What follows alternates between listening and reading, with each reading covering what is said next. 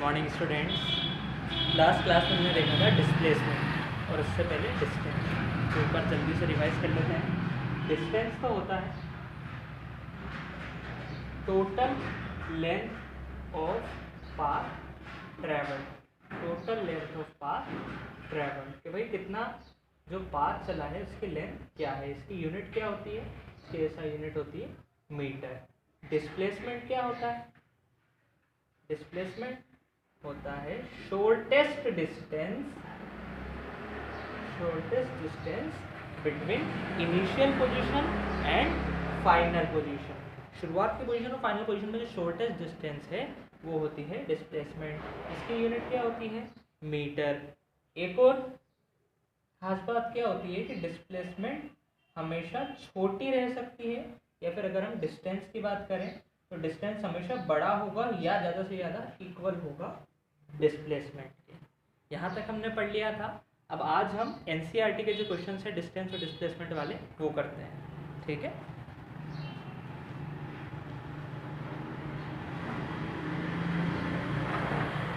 तो अपनी बुक का पेज नंबर 100 खोल लें। पेज नंबर 100, पेज नंबर 100 पे ये ब्लू कलर के क्वेश्चंस हमें नज़र आ रहे हैं, इंटेक्स क्वेश्चन बोलते हैं। इसमें क्वेश्चन नंबर 1 देखते हैं। क्वेश्चन नंबर 1 क्या बोलता है भाई? क्वेश्चन नंबर 1 मैं लिख देता हूँ। अच्छा, इस बार मैं लिख रहा हूँ, नेक्स्ट चैप्टर में मैं नहीं लिखूंगा, तब तक आप बुक्स परचेज कर लें या फिर अपने सीनियर से ले लें, जो भी आपको लगता है सही। An object has moved through a distance,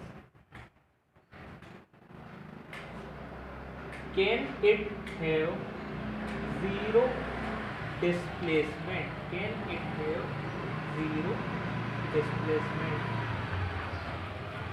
If yes, when?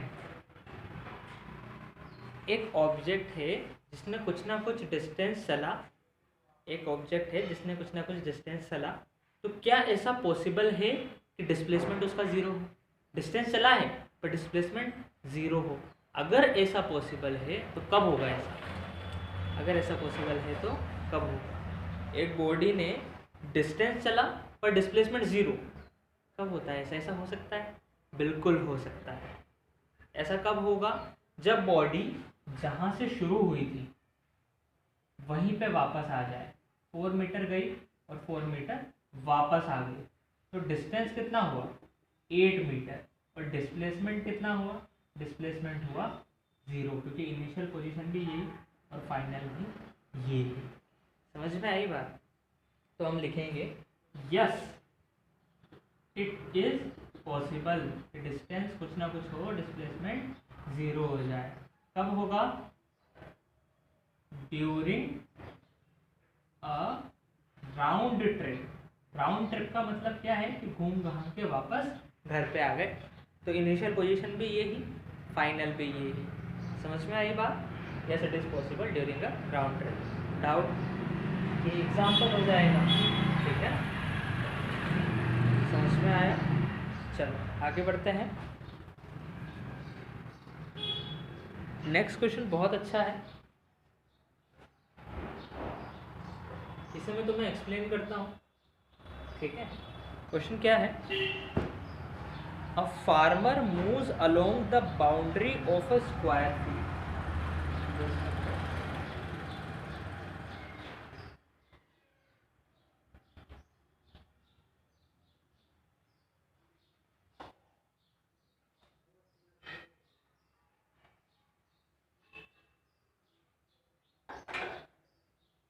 Question है a farmer moves along the boundary of a square field. A farmer moves along the boundary of a square field of side 10 meter in 40 seconds. what will be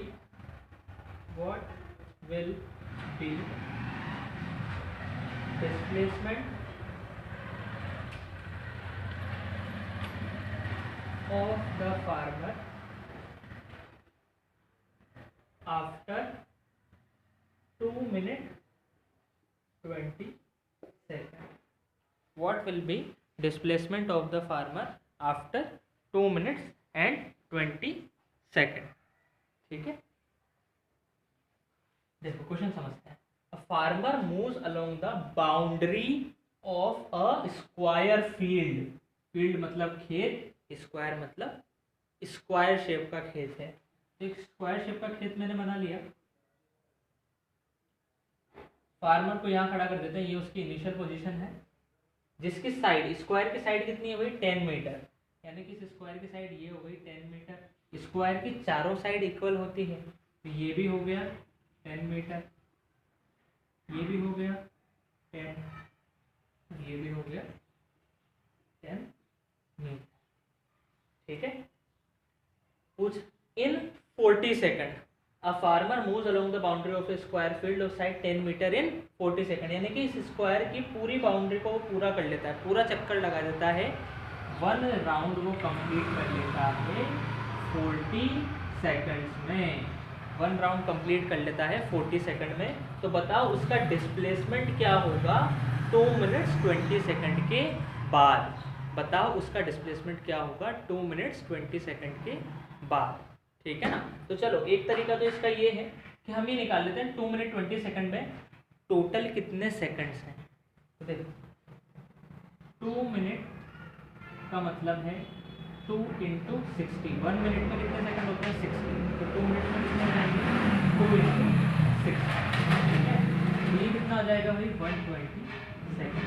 तो 2 minutes और 20 second और यानी कि plus 20, तो कितने 140 seconds होते हैं 2 minutes and 20 second में. 2 मिनट का मतलब 120 सेकंड और 20 का मतलब 140 सेकंड. तो वो बोल रहा है कि 40 सेकंड में वो एक पूरा कंप्लीट राउंड लगा रहा है. 40 सेकंड में पूरा कंप्लीट राउंड लगा रहा है. तो बताओ 140 सेकंड में उसका डिस्प्लेसमेंट क्या होगा. तो चलो देखते हैं भाई. 40 सेकंड में एक राउंड लग गया. अपन को कहाँ तक जाना है 140 तक. 40 सेकंड में एक चक्कर पूरा, अगले 40 सेकंड में वापस एक चक्कर पूरा, यानी कि 40 और 40 80 सेकंड बाद उसके 2 राउंड हो जाएंगे. हाँ या ना. 40 सेकंड में एक राउंड पूरा, अगले 40 में एक और राउंड, तो टोटल 80 सेकंड में 2 राउंड. फिर 120 और 40 सेकंड में तीसरा राउंड भी उसका पूरा हो जाएगा. हाँ या ना. Excuse me. ओके. देखो हमने देखा कि 40 सेकंड में एक राउंड, अगले 40 यानी कि 80 सेकंड में 2 राउंड, अगले 40 यानी कि 120 सेकंड में तीसरा राउंड. अब अपन को कहाँ तक जाना है 140 सेकंड तक. तो यानी कि 20 सेकंड और चलेगा. ठीक है. एक तो देखो ये सॉल्यूशन मैं तुम्हें बता रहा हूँ कॉमन सेंस वाला. उसके बाद जो प्रॉपर सॉल्यूशन है जो गाइड वाइड में लिखा होता है वो भी देखेंगे अपन. लेकिन कॉमन सेंस वाला सॉल्यूशन देखो. हमसे बोल रहा है 40 सेकंड में एक चक्कर लगाएगा, तो बताओ 120 सेकंड में कितना लगाएगा. तो 40 सेकंड में 1 राउंड कंप्लीट हो गया.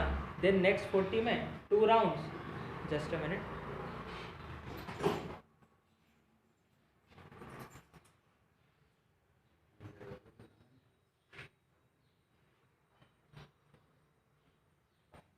फोर्टी सेकंड में 1 राउंड कंप्लीट हो गया, तो नेक्स्ट 40 में एक और राउंड यानी कि 80 सेकंड में 2 राउंड, और फिर 120 सेकंड में 3 राउंड. अब हमें पता लगाना है 140 यानी कि नेक्स्ट 20 में वो कहाँ पे होगा. भाई 120 सेकंड में वो वापस यहीं पे आ गया. एक चक्कर लगाया 40, दूसरा 80, तीसरा 120. अब 20 सेकंड में वो कहाँ पे होगा. भाई 40 में अगर वो 1 राउंड कंप्लीट कर रहा है तो 20 में हाफ राउंड कंप्लीट करेगा. 40 में अगर वो 1 राउंड कंप्लीट कर रहा है तो 20 में हाफ, यानी कि सर यहाँ से चल के यहाँ आ गया होगा. ये उसकी फाइनल पोजीशन होगी. ये उसकी फाइनल पोजीशन होगी. ठीक है. अब हमें इनिशियल पोजीशन भी पता है, फाइनल पोजीशन भी पता है. डिस्प्लेसमेंट क्या होता है, इनिशियल और फाइनल के बीच में शॉर्टेस्ट डिस्टेंस. वो कैसे सिखाई है, कि इनिशियल पोजीशन और फाइनल पोजीशन को कनेक्ट कर दो स्ट्रेट लाइन से, ये डिस्टेंस निकालनी है अपन, ठीक है, ये वाली डिस्टेंस निकालनी है हमें। तो वो कैसे निकालेंगे, देखो ये एंगल है 90 डिग्री, तो क्या तुम्हें एक राइट एंगल ट्राइंगल दिख रहा है, इसे मैंने ओ बोल दिया, तो आई एफ ओ एक राइट एंगल ट्राइंगल दिख रहा है, आई एफ ओ। इसमें हमें परपेंडिकुलर पता है 10, बेस भी पता है 10, तो क्या हाइपोटेनियस निकाल सकते हैं, हाइपोटेनियस ही तो निकालना है। तो क्या मैं बोल सकता हूँ कि सर हाइपोटेनियस का square is equal to perpendicular का स्क्वायर प्लस बेस का स्क्वायर, पाइथागोरस थ्योरम लगा दी। अब हाइपोटेनियस कितना हो जाएगा सर, रूट ऑफ परपेंडिकुलर यानी कि 10 का स्क्वायर प्लस 10 का स्क्वायर, तो 10 का स्क्वायर 100 प्लस 100 200, 100 कॉमन ले लिया तो बाहर आ गया 10√2 मीटर। कितना डिस्प्लेसमेंट होगा उसका, 10√2 मीटर। समझ में आया।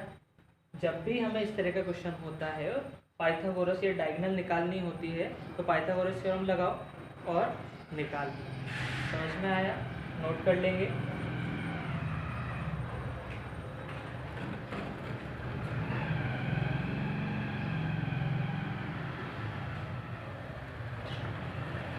नेक्स्ट क्वेश्चन देखो, नेक्स्ट क्वेश्चन है इसी को पढ़ने का एक और तरीका देखते हैं।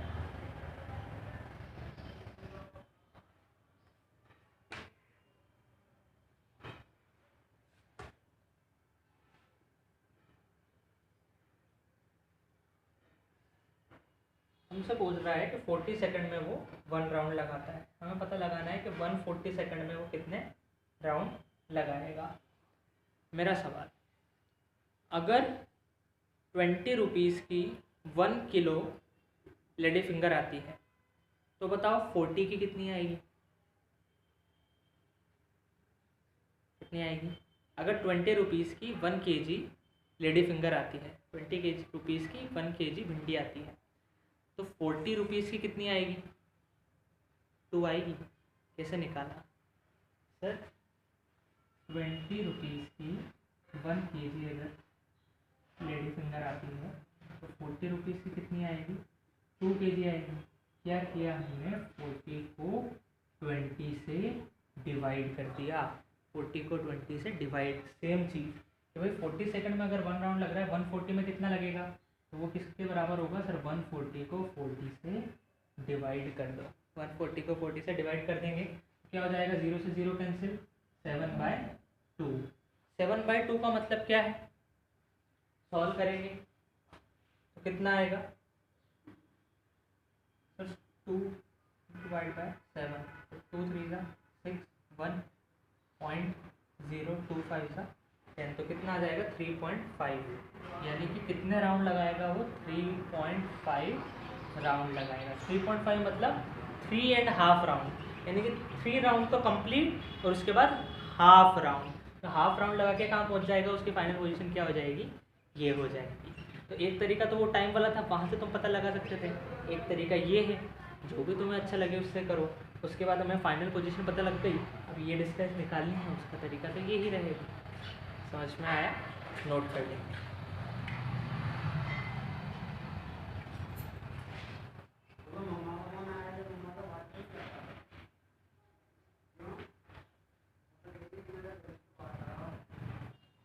ओके, नेक्स्ट क्वेश्चन पे आ जाते हैं।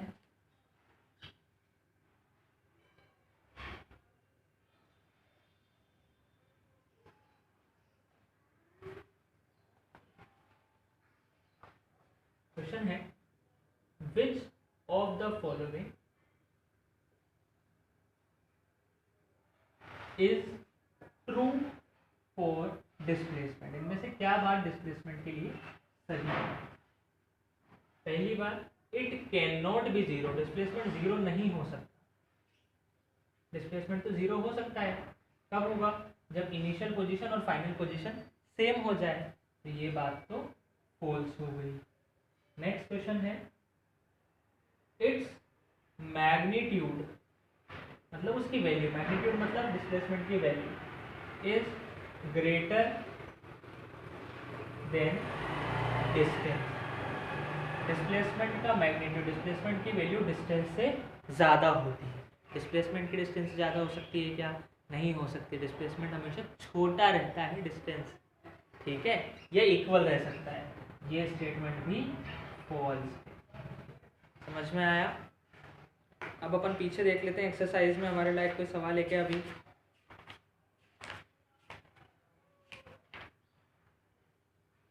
हाँ बिल्कुल है। क्वेश्चन नंबर 1, पेज नंबर 112 का, पेज नंबर 112 का क्वेश्चन नंबर 1 होमवर्क पे करके लाना, हम कल डिस्कस करेंगे उसे, ठीक है। पेज नंबर 112 का क्वेश्चन नंबर 1, और इसके अलावा एक क्वेश्चन और मैं दे रहा हूँ आपको होमवर्क में, उसे भी हम करेंगे।